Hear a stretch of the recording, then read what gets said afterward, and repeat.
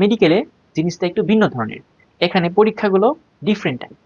এখানে আছে প্রতিদিন আমাদের আইটেম পরীক্ষা হবে, তারপরে এরকম অনেকগুলো আইটেম মিলে এক মাস বা 2 মাস পরে সেখানে হবে আমাদের কার্ডগুলো হবে।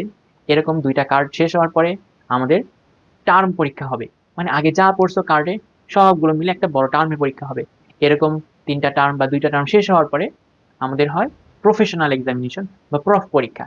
অর্থাৎ আমাদের ওই মনে করো যে আমাদের ফেজ আছে, first phase, second phase, third phase. তো ওই ফেজ এন্ডিং এ যে এক্সামটা হবে সেটা হচ্ছে প্রফেশনাল এক্সাম। তো এই প্রফেশনাল এক্সাম এটা কিন্তু মনে করো ঢাকায় যারা থাকবে ঢাকা বিশ্ববিদ্যালয়ের আন্ডারে সকল মেডিকেল কলেজগুলো একই সাথে এক্সামগুলো হবে। তো এবার আসি আমাদের এই আইটেম পরীক্ষাগুলা কি। তো তোমাদের লেকচার ক্লাসে যা পড়াবে বা টিউটোরিয়াল ক্লাসে মনে করো যা পড়িয়ে দিল, তো এই জিনিসটা নিয়ে নেক্সট দিন কি হবে, তোমার একটা পরীক্ষা হবে। এটা হচ্ছে আমাদের আইটেম পরীক্ষা। তো এটা কি মানে